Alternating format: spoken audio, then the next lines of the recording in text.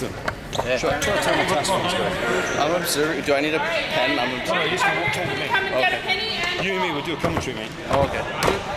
One partner grabs a penny and a ball, and the other partner gets Do I need a stopwatch for this? Cool. That's it. Yeah, cool. Good. Get up. You guys got to read your emails. Everybody have a partner involved? Okay, so we're doing handball today. Do you have a partner? I'm commentating. He's with me. Casting and Brittany for our base footwear and stop when in motion. So with your partner, you guys are going to spread out. And if you have the ball, you're not moving. They partnered them up and you see how they did it. We did it very quickly. Now with adults it's easier, but kids strategize. Especially first class, don't leave it to them. We noticed that when we were observing actually that two kids were like, they could have been partners but they didn't want to, so they were walking around wandering around the gym for a couple of minutes until the teacher's like, until they play these all games. Right. And you got to take that pressure away from kids and make it so that you are, until they, or the class has got maturity and realizing that you're going to change partners often, then partners is not such an issue. But because we don't, then it becomes an issue because I don't want to be with Derek for the whole class. Yeah, exactly. Right? But that's all part of planning. And like I did last class, and stop, person the ball, stay where you are, person out the ball, find your partner. Just do little things like that to keep it functioning as an aspect of your lesson. Great positioning on the outside. Good use of this. Good. Basics, emphasize each time. Now what you want to do is pick out a demo of someone doing that. Right? Just emphasize it now. So, good. Look at how Debbie did it. Darren, look how Jessica did it, right? Oh, beautiful one, right? That, I'll pick it up straight away from Jenny, yeah, that's right, good. Right? So that's what we do now. Now stop and show a demo. Right? They've got the focus, but the kids won't do it unless you go out there. Right? And they always laugh, and then if someone does it really well, it's a real bit of respect. Yeah, definitely. I'll put out just right now. Good, Adrian. Yeah, pick him out. All those who pick out know what they're doing. Just stop the whole class. Stop and just show. And because you're going, just go around the class. Yeah, just keep reinforcing it. Well done. I like Jamie. Oh, that's excellent how you staggered your feet, Jamie. Yeah, boom. Right? And just those little things at the right time, they stick. Yeah, they do. Yeah. But what's good is they've got action. There's flowing grit here, which is good positioning. And they're using pennies well, right? Because now they've already anticipated the grouping, so we're going to eventually have 2 times. The other thing I've often found now when I teach is I put pennies on right at the beginning. And I know I've done 4 teams. And I can transition to the games quickly and out of the games quickly. And I know I can change partners, say, okay, now go with someone with a different colour penny. Or same colour penny. So you know you've now started to mix them up. So pennies are way more than just teams. And now you're doing your social command. You're just manipulating it and making it work.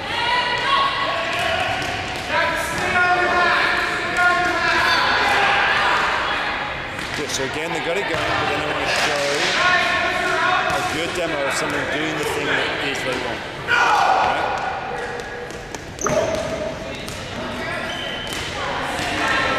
So I'm not quite sure, but they seem to know what they're doing. What are they saying now?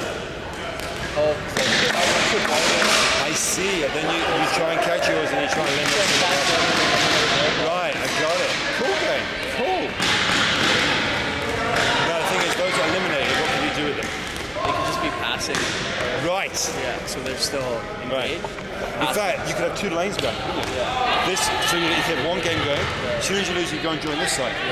So basically, you end up going this side. Which group swap the least? And then when you win a ball, you can go back into the other. And now I'm on a roll. 2 games going. Eliminate you going this side.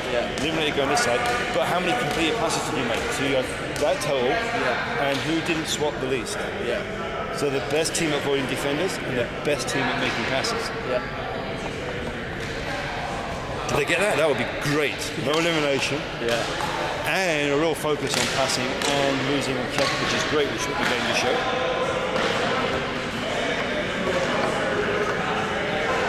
creates a real natural 2-on-1.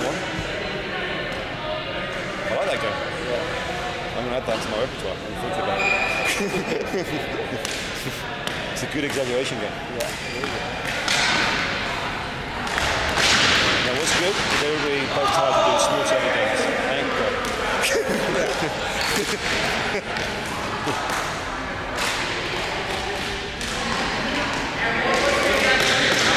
When I do gym, when I'm in the gym, I end up like 4 games, 3-on-3s, keep the benches out, as many games as possible so the kids have got as many touches as possible. I remember in high school, you didn't do that. You would all be sit around for the class on the bed. You wonder why the guys getting paid money. Right? You're getting paid money to do this. Can't you figure out how to make an environment where kids get lots of touches? You've got a freaking gym.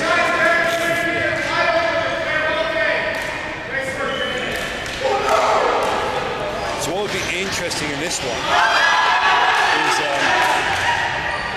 work on what would be a practice for this game. So what could you do in like a group of 3 maybe, having a 2 practicing, 1 coaching, then a passive defender, right? Then a bigger space, then go back into the game. Well, I suppose you could do it 4s, right? You could do pairs passing in the same space, then 2 coaches, 2 passing, then a passive defender, 2 passing, 1 coach, and then no coach. Then go back into the same. So that would give you an environment to work on what it is that helps you.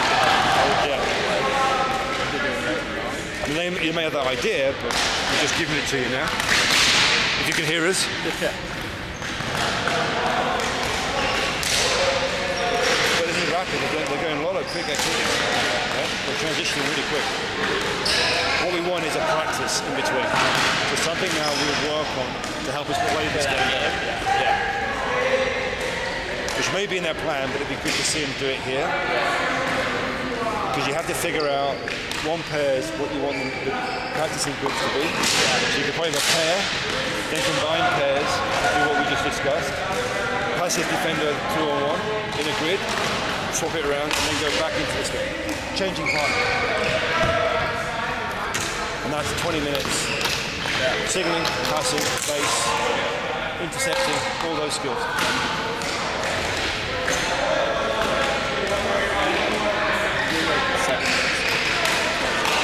Rotate with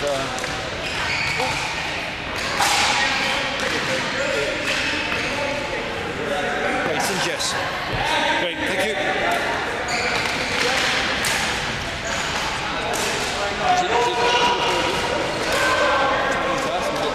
Yeah, just watching the time. Oh, okay, all right. Cool. So, Sweating. what do you think? Huh? Oh, those ones so far. I like them, but the problem is with like he pointed out like the passive passing like on the side and how like short pass or whatever. But then it's like really passive part of the game. Like it's not like they're being like involved with everyone. Right. Do you know what I'm saying? Like you're not like playing defense. You're just playing. Well, when you're eliminated, what do you do with those people that are on the side? Oh, like were they pass? I didn't see. So they were outside. You were in all the time, right? The ones who got attached straight away are the ones that need to practice the most. Yeah, exactly. So you need to either create another environment. You move to the next field, which is like another. Yeah. Same version of the same another game. court, yeah. And it's almost more even then. Yeah, because then when you get knocked out, you'll be doing lots of passing until another pair comes in. You get the practice you want. Totally. Another pair comes in. Now you've actually made an environment that builds in complexity as you get eliminated from the other game. Right. No, definitely. And then the other part we were talking about is how to make a progression to that game, because it is a cool game. You created a passing and a defensive option. Could you just do like pig in the middle or something? Well, I guess not really. Well, you do probably. Nice to get outside score. What we were saying is probably if you did like a pair passing in the grid, then going for have a pass defender, a coach, which base is signaling these two guys. Then this becomes competitive. This person changes the space. I have a question about like the coach, because you know how like they're not like actively involved, but they are mentally, so they get the target. Well, you've got to make the cognitive engagement part priority, and if you don't, then they won't. But you've got to give them things to look for. So that's why base, signaling, right? And deciding is this the right space? Yeah. Just in the space. If you can teach kids to manipulate space when they're out in recess, games aren't working, they're going to manipulate space. And that go. Yeah, and give them like one cue or two cues to focus Yes, on. yes. And it's not like, I don't know what I'm going to say. Right. To like put a hand up and be like, I don't know what I'm doing. And then you do exactly what Moscow talks about. It's typical. He says, Scott, look how Jessica's blah, blah, blah, blah, blah, done this. Yeah. Well done. That really helped their game. Yeah. The rest of you think about it. Then she'll continue doing it because she's been inspired to do it. Just like you're trying to identify a skill, you also got to identify someone who's shown cognitive problem-solving abilities. And you can see that when they modify the environment. Right. And that is all your active lifestyle living concepts, but all in one moment is happening. Yeah, that coaching component really takes the cognitive. Yeah. And you're doing it for other people, right? So you're starting to figure out what will help these people. Yeah. Yeah. But you've got to make that role possible. If you do, the kids get used to it, then the game's going to start to be something and you don't have to be the best player. Sorry, Now, just like the other group, is we need to stop, show a demo. Oh yeah, that because it was confusing. What is it that we were looking for? Show it because the peers are going to do it well, things will flow. Yeah. The kids you're going to do aren't, but a couple will be able to do it. Yeah. So show the thing that's critical, right, to make the game work. Yeah, and even if like when you demo it and then you say 3 cues, then when you check for understanding, it's like boom, boom, boom. Like That's it. Just like good coaching, just the same I thing. have a question about coaching actually in PE. Because obviously the drills that I do when I'm coaching basketball, are they like appropriate for like PE? Do you know what I'm saying? When we're working on like real fundamentals, it's just harder to big drill, right?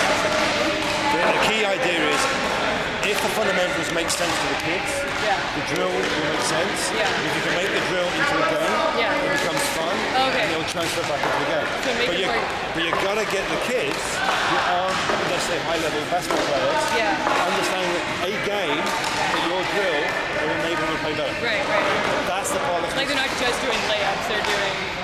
because they have There's no some- engagement. They've got to have, so you've got to modify a game that brings out, this is the fundamental we want to work on. Right. Okay, here's a practice, Right.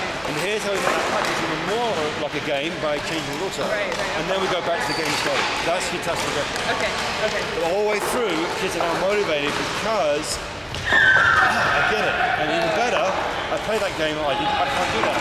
Yeah. Oh, I played a game, I can now do that because I'm in the right place to receive the ball. Half the time is they're not in the right place, they never get the ball, and never use it. So that's the important question for you. That's a transfer of So I need to pick the skill that I want to focus on, and then... create a game that exaggerates that skill, Yeah. and then ask tactical questions that help with the movement of the ball to create the context of that skill. Then the skill starts to appear in the game, but not very well. Then you work on the skill and the progression that goes back to the game. Right. And then when the skill starts to be shown in the game, that's Show when I can something. stop it and be like reciprocal. Boom. Guys, look at this kid. Boom, that's He's it. doing this. Okay. That's it. Because then you create a context that's affords that skill. You're more and more likely to get more and more kids. And they'll be like, oh, that's... Yeah. You see that like aha moment. Yeah. And they are the reason why we want to be teachers. Yeah. If you can create aha moments, Yeah. the class comes together, you come together, and suddenly it's Like like, it's exciting. and you're the one that's taught that kid for the rest of their life to like the sport that they do. Yeah. True. Okay. So they may not be the best player in the school, but they'll go and watch a game now, Yeah. right? And they'll maybe follow a team, and they may play recreational they wouldn't have played before. That's all the elements that you as a teacher have to